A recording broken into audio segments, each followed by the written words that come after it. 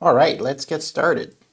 Thanks everyone for joining today's webinar by Agilicus. This is one of our platform showcase series that I enjoy very much giving about different features that we have in our platform that are commonly used by our customers. Today we're going to talk about how we can unlock application-only RDP or remote desktop anywhere and anytime without the use of VPNs or other firewall rules, for example, leveraging the Agilicus NEX cloud platform. So let's look at what we're going to do today. First of all, welcome again. My name is Nicholas. I am the Chief Technology Officer here at Agilicus. So I'll be walking you through this presentation today. We'll do a little bit of a primer on zero trust in operational technology, what that means to our customers and ourselves when we deploy in these environments. We'll look at the traditional air gap, and then when we can add zero trust concepts such as identity via the Agilicus platform, what we gain by that. We'll look at what has been traditionally employed when we see customers that use the remote desktop protocol built into the Microsoft operating system suite, and typically how that jives with the critical operational technology infrastructure, some of the pitfalls, some of the security posture that occur when we start opening up ports, for example, to allow remote desktop, and how people have been cranking up the security policies to get around that. But ultimately, we'll look at how, with the Agilicus NEX platform, we can use RDP across all workstations, for example, even if they're air-gapped, without port forwarding, without VPN. And we'll look at, beyond just RDP, the concept of having an application-specific RDP, and where only the application is being rendered over the existing RD client or remote desktop client by Microsoft. If you have any questions, ask them in the public chat. Happy to cover those at the end. We'll look at a demo and where we will be layering all of the concepts that I'm talking about today. So we'll see in real life in a public water utility system using a SCADA interface. In this case here, we'll use the Ignition, the designer suite, to launch that remotely to really duplicate what a typical user would interact with in operational technology setting. So what do I mean? What does Agilicus mean when we talk about zero trust in OT? Well, the concept here is moving away from what we're sort of using as a crutch, shared credentials, single login for everyone, not really having audit capability, having a fully air-gapped system that falls behind in its updates, that has no remote access, and that typically tends to change with time now that we have cloud analytics, for example, smart sensors, or even licensed servers that require internet access to validate the commercial software. When I talk about zero trust, and I'll employ this quite a few times in today's webinar, I'm really talking about three approaches whenever I share resources over the Agilicus NEX platform. The first one is the identity, or who. So it's the three W's, the who, when, and how. The identity is more than a username and password. Those are credentials. Every person has an identity. That identity could be your phone, for example, could be your corporate Office 365 account, could be your personal Outlook or Hotmail account traditionally. But it's really how you are now known and to which details or metadata or profiles are associated with.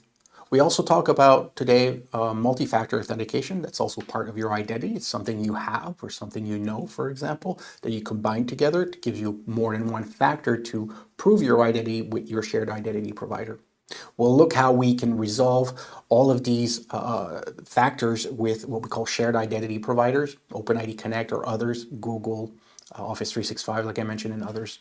And we'll be using these identity providers today to identify and verify our identity and then proceed into the Agilicus NEX platform. And we'll see that from a topology point of view, what that means, not having to provision new user identity.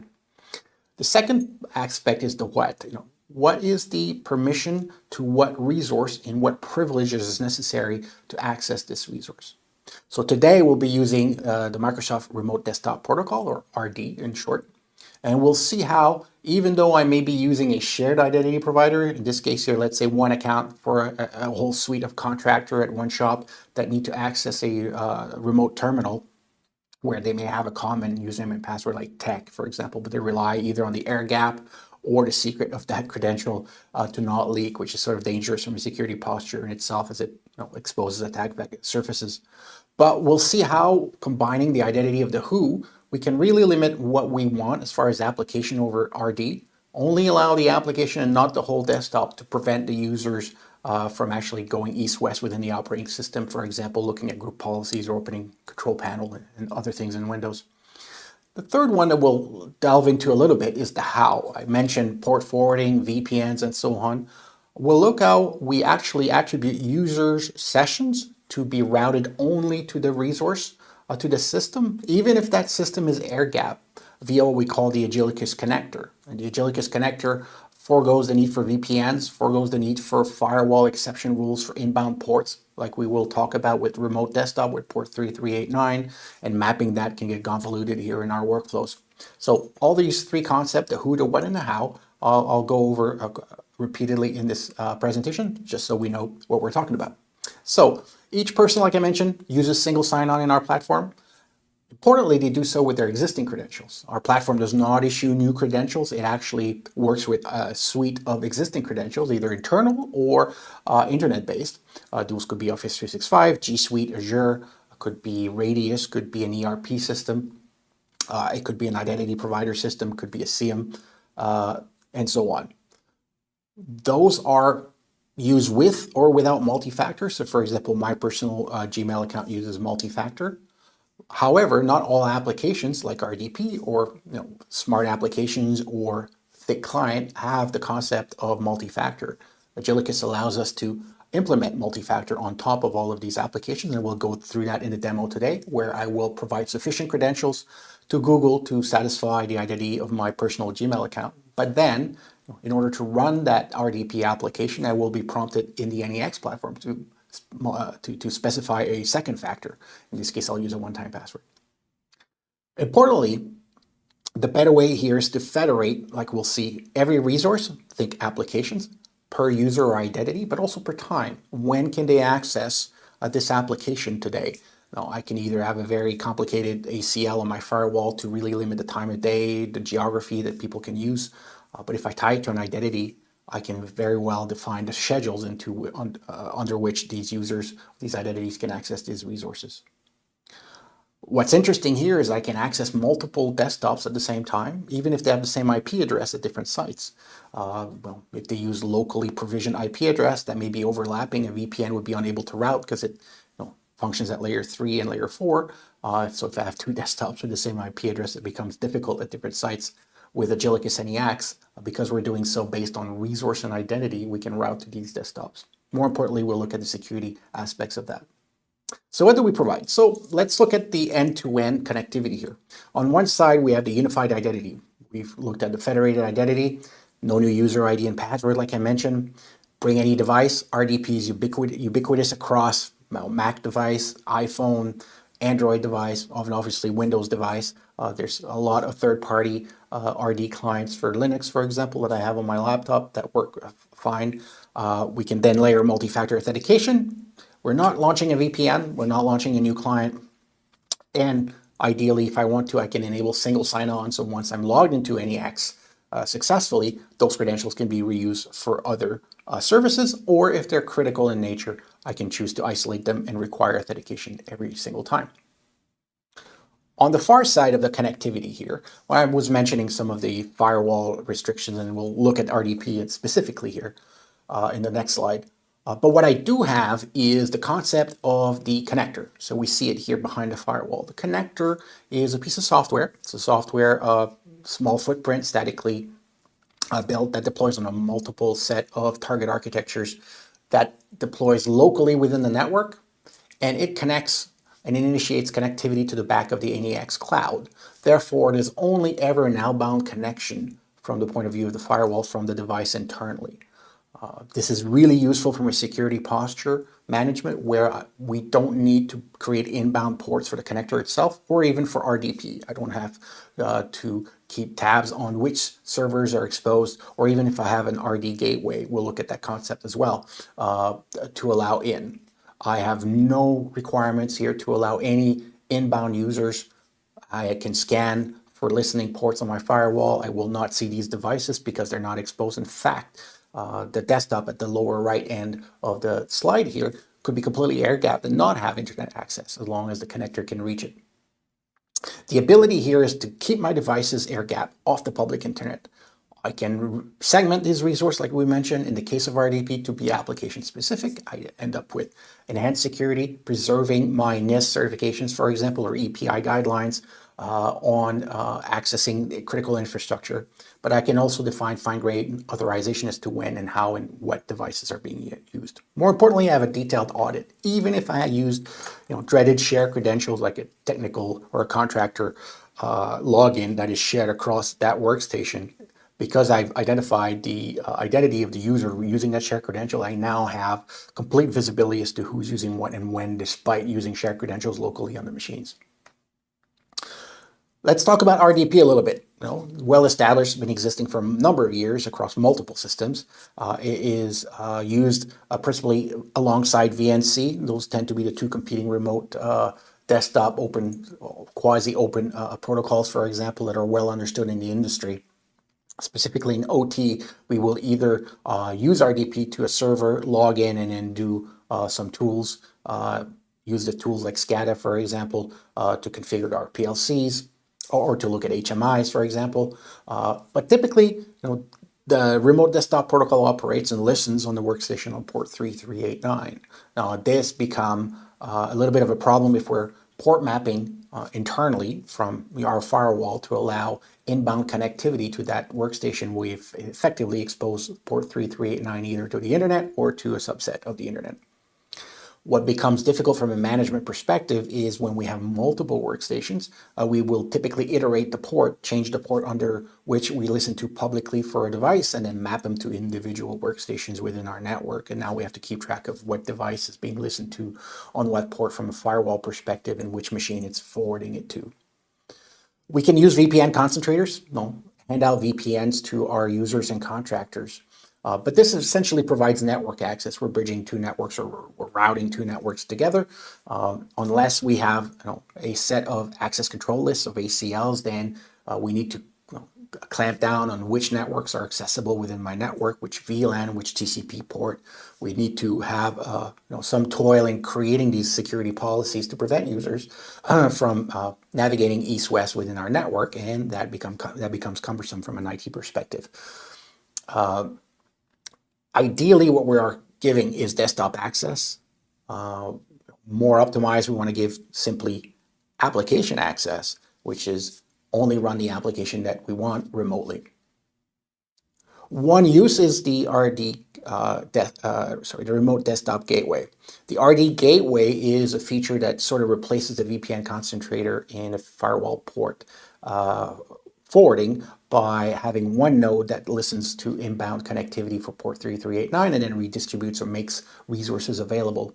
However, it still requires inbound connectivity for port 3389. You still have some security posture, and you still have management access of both your DMZ for the port, but also the users and the resources that are available are then managed separately through that RD gateway server. So let's look at what we want from the demo today. I'm going to use an identity myself, Nicholas, and I'm going to log in through my Gmail account into the Agillicus NEX platform when I launch the RDP application. What will happen here is I will have a local RDP resource on a workstation that is meant to connect outward to launch Ignition Designer. The Agillicus NEX platform has been created and provisioned to allow connectivity to a workstation within an OT environment where Ignition Designer is configured and deployed, and where the remote desktop terminal services is allowing the Ignition Designer to run and be rendered on its own. So I've assigned permissions on the local workstation to Ignition Designer to run, and I will use my local account that could be shared, think contractor account, to log in. I will already have provided my Gmail authentication and identity verification with two-factor authentication via Gmail on the NEX platform. How will this be possible is that I have a connector deployed remotely at the OT site that is listening for remote desktop connectivity internally on the network, but it has pre-established its connectivity outbound, like we mentioned, and like we saw in the topology, to the back of the NEX cloud. So my remote desktop client will be launched. It will connect after verifying my identity to the NEX cloud platform. It will then be multiplexed over the pre-established connection by the connector, which will then deliver an RDP session to the workstation, at which point the configuration will be to launch only the Ignition Designer. And that will allow me to then launch a single application with my identity, two-factor over RDP. And this is what it looks like end-to-end. On the left-hand side, my identity. I will do a entity verification, a sign-in, which we'll see will be handled entirely by Google G Suite. I will then allow the RDP client to connect to the Agillicus NEX platform, provide detailed auditing of the session as to who I am, where I'm going, what resource I am using at the remote site. The Agillicus NEX cloud platform will then allow that RDP session to flow to the connector over the pre-established connectivity, and then launch the RDP session to the remote workstation.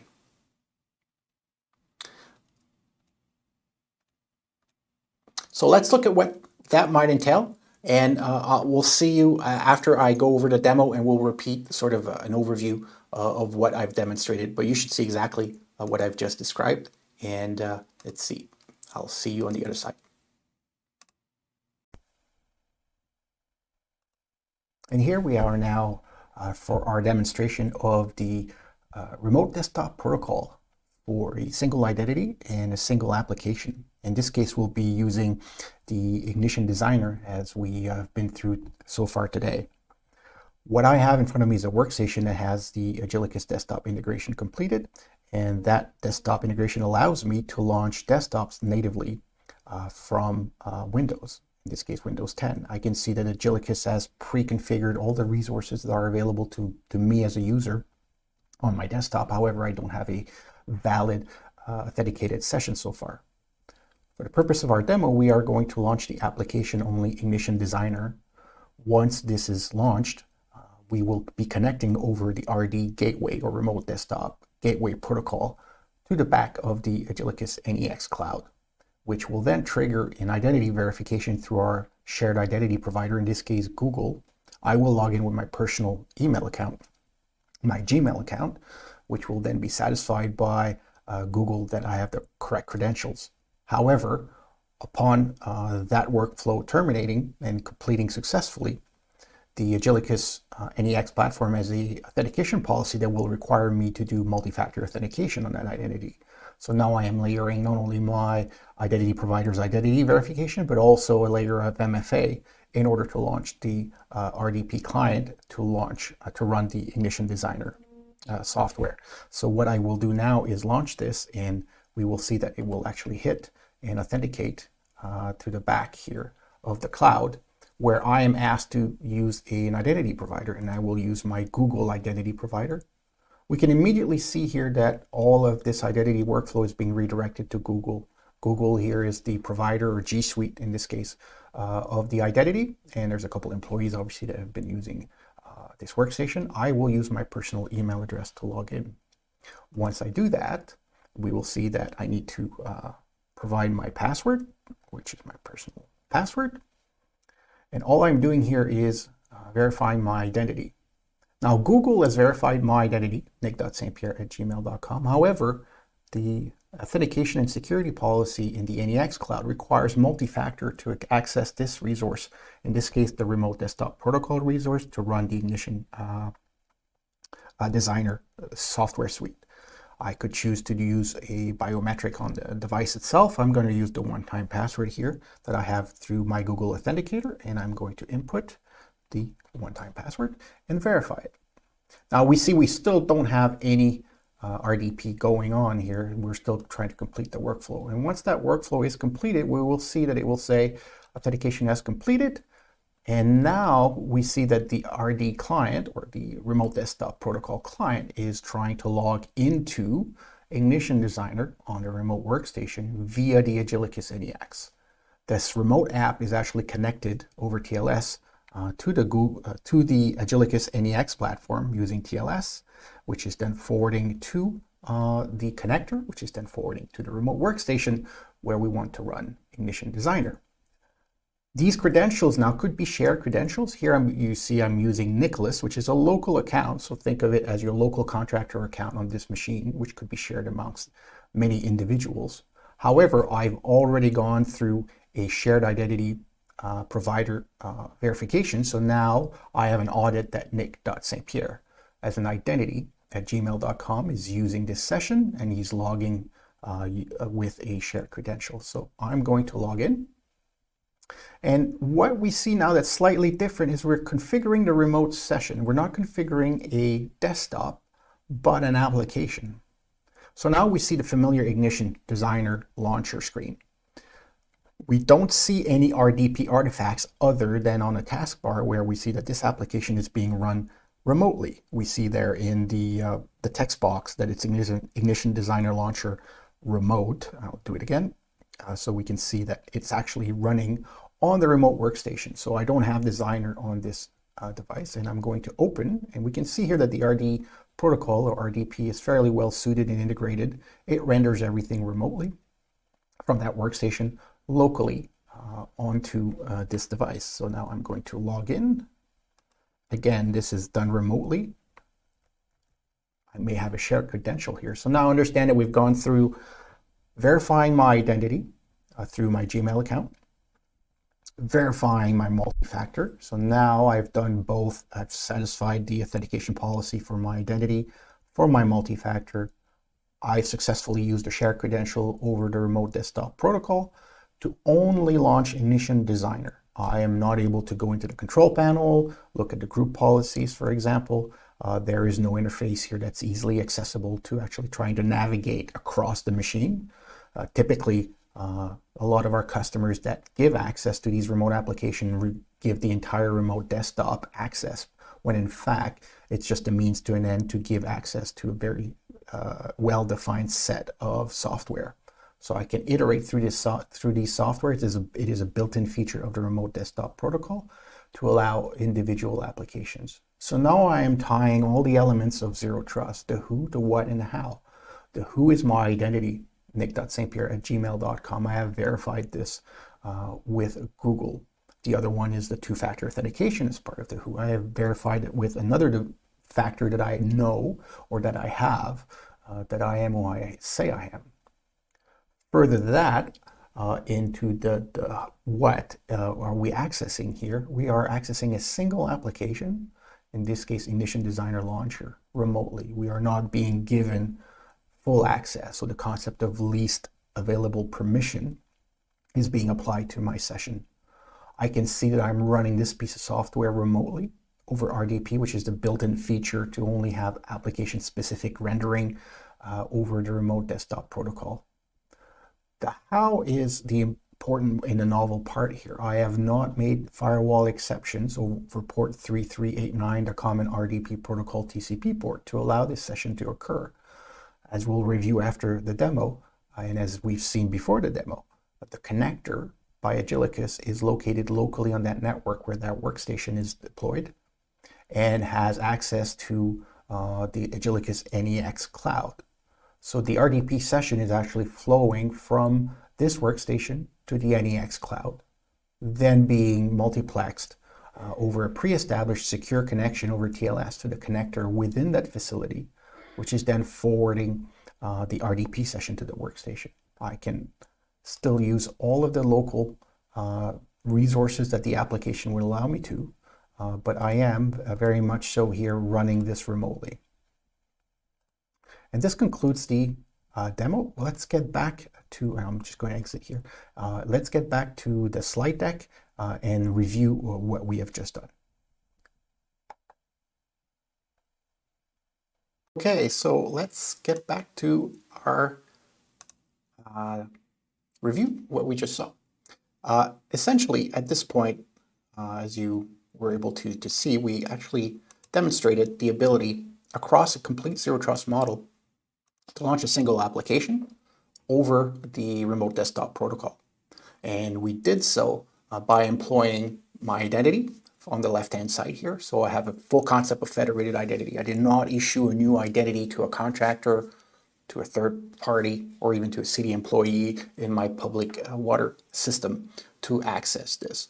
I simply provided the existing credentials. Could be over Office 365 or any shared identity provider. In this case, I use my personal Gmail account. Then I actually was intercepted at the time when I launched this RDP session by the Agillicus NEX platform. I was asked to do two things. First was to verify my identity, which I did. I was redirected to Google in this case, provided my Gmail credentials. However, the application was critical enough that it warranted the use of multi-factor authentication. So even though Google accepted my identity, it may have had a multi-factor embedded in it that it accepted because I've done it in the past and it's been saved within the Google backend. The Agillicus NEX platform requested multi-factor authentication in the form of either a one-time password or a biometric, for example, or fingerprint scan on my phone. I chose the one-time password. Only after I was able to provide that was the RD client able to establish a network connectivity. In this case, the network flow that occurred was not directly between the RD client in the Windows 10 machine and the workstation in the OT environment.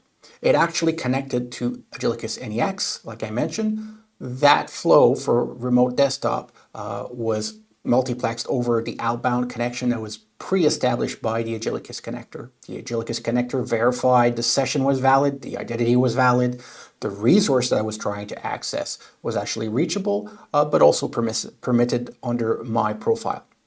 It then connected over RDP to that remote workstation, but specifically it launched a single application, which was the Ignition Designer software suite. In the end, I ended up having full use of a federated identity. Didn't matter whether it was Gmail, Office 365, Outlook, could be a corporate email. I can give access to any third party as long as they can identify themselves. I retained a full audit of the identity that used RDP that may have used, for example, a shared credentials. I used my personal machine login, but it could have been, for example, a contractor login. And I was able to then log this into a full audit. So if you have a GRC platform or governance, risk management, and compliance, I now have all of the elements or data of that session, the identity, the protocol, the session used, and the application that was run. In the end, I ended up having the ability to access a workstation that may have been completely air-gapped in an operational technology setting in an industrial control zone, access it over a connector, securely over TLS, not having firewall exceptions to allow inbound port 3389. I used the Agillicus NEX platform in the cloud as the RD gateway. I layered on top of it my existing credential, which I did not have to provision a new one, and I use multi-factor authentication. So as you saw, we had end-to-end connectivity, successfully running the remote application, the Ignition Designer, able to navigate the GUI. You saw in the taskbar, it was rendering remotely. So if you have any questions, ask them. You can reach me by email, nick@agillicus.com. We offer a completely free trial to access the platform here with zero commitment for onboarding support to demonstrate like applications. For example, remote desktop could be VNC, could be web apps, for example. But contact us either if you have a question directly to me or to info@agillicus.com. We'll be happy to give you more information. And again, join us next time for another platform showcase. Thank you.